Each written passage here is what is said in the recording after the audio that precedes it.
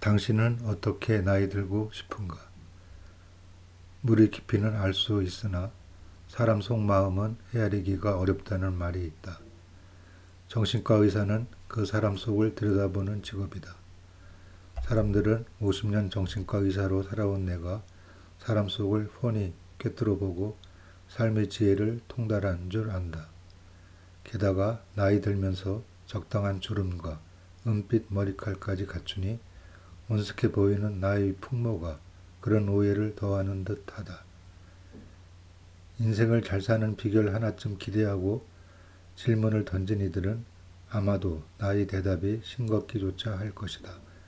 가령 어떤 이들은 요즘 하루를 어떻게 여십니까? 라고 묻는데 뻔한 하루를 특별하게 시작하는 방법을 알려달라는 속셈이다. 나는 대답한다. 아침에 눈을 뜨면 텔레비전을 켭니다. 이불 속에서 좀 더 자볼까 싶고 또 오늘 할 일에 대한 부담이 떠올라 눈을 뜨기 싫지만 뉴스를 들으며 차츰 잠에서 깨어납니다. 출근 준비를 하다 보면 어느새 무거웠던 마음은 하루가 시작되었구나 하는 감사와 다행감으로 가벼워지지요. 여든을 바라보는 나도 여전히 인생의 이런저런 불안 속에서 하루하루를 살아가며 그럼에도 습관적인 하루에 지치지 않으려 애쓴다는 것.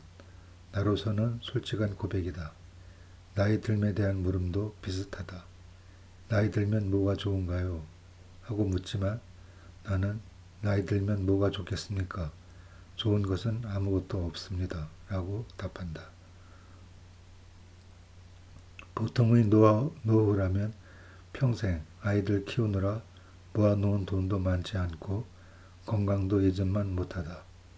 생물학적 노화와 사회적인 쇠퇴, 앞날에 대한 불안과 무기력함, 죽음에 대한 두려움까지 좋을 게 뭐가 있겠느냐는 반문이다. 그러나 나의 답은 계속된다. 나이 든다는 것은 누구에게나 좋은 일이 아닙니다. 하지만 누구에게나 오는 것이기 때문에 이 또한 받아들여야 할 생의 궤적입니다. 나이 들어 좋은 점이라기보다 나이 들면서 좋은 일, 즐거운 일을 만들어 가겠다는 마음가짐이 훨씬 중요하지요. 정신과 전문의로 은퇴한 뒤 나에게 감투를 주려는 단체들이 몇 군데 있었지만 모두 거절했다. 나이 들어 좋은 점은 딱 하나, 더 이상 누구의 눈치도 볼 필요 없다는 점이다. 자존심을 세워주는 그럴듯한 자리라도 나는 명예보다는 즐거움, 책임보다는 재미를 택하면서 살기로 했다.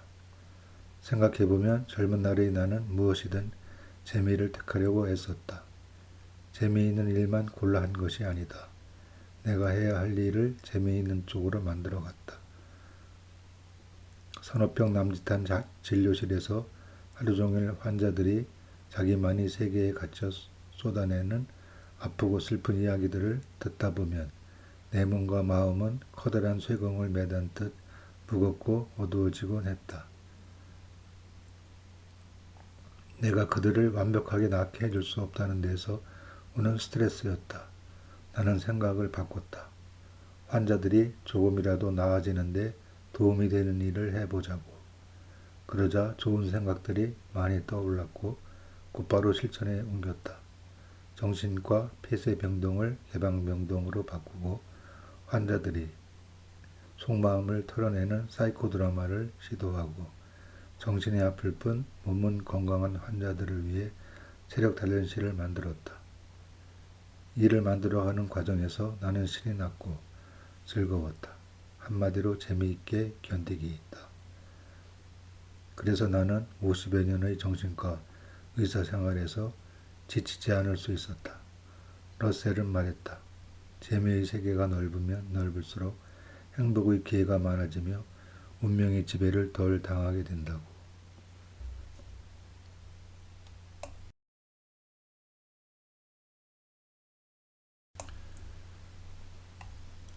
그런 재미를 추구한 덕분에 노년이 된 지금 나는 심심하지 않게 잘 살고 있다. 요즘 가장 재미있는 일을 꼽으라면 컴퓨터를 가지고 노는 것이다. 컴퓨터를 이용해 정신과에 관한 교육과 상담은 물론 한 사이트에는 아동기 감정을 이해시키기 위한 자료로 나의 어린 시절 이야기를 매일 올린다. 보는 사람도 재미있다. 하지만 정작 제일 재미있어 하는 사람은 바로 나다. 또 컴퓨터로 젊은이들과 자유롭게 이야기를 나눈다. 그 외에도 집에서 1시간 떨어진 북악 스카이웨이, 천천히 걸어서 다녀오기, 30년 동안 의료봉사를 해온 네팔 1년에 한 번 방문하기, 한 달에 한 번 시낭송 모임, 40년 동안 봉사해온 보육원에 들러 아이들과 놀아주기, 주말마다 내 자녀 가족과 돌아가며 저녁 식사하기, 보고 싶은 사람 불쑥 방문하기 등 지금도 재미있는 일들이 많다. 아마도 이 글을 읽는 사람은 나의 노년을 부러워할지도 모르겠다. 그러나 조금도 부러워하지 마시라.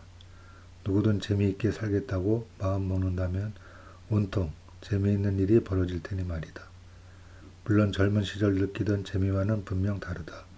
그러나 젊어서나 나이 들어서나 똑같은 재미를 느끼는 일은 정말 재미없지 않을까.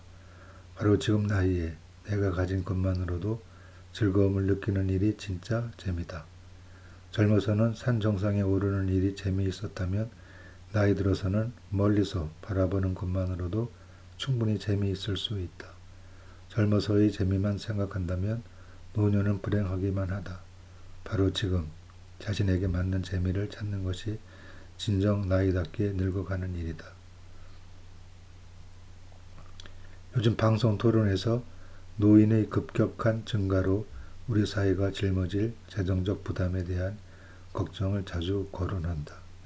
돈이 없는 노후는 곧 고통이자 절망이라는 분위기다. 경제적인 풍요가 꼭 아름다운 노년을 만들어주지는 않음을 알면서도 우선 돈부터 해결하자고 한다. 물론 경제적 준비는 중요하다. 그러나 여기에 나이 듦의 가치와 의미에 대한 고민도 함께 이루어져야 한다. 젊은이부터 중장년층까지 나는 어떻게 나이 들어 갈 것인가를 생각하며 나이 듦을 배우고 익혀야 한다. 이런 진지한 성찰을 통해 나이 드는 것이 두렵지만은 않다는 것을 깨닫고 그럼으로써 현재를 더욱 충실하게 살기 위해서다.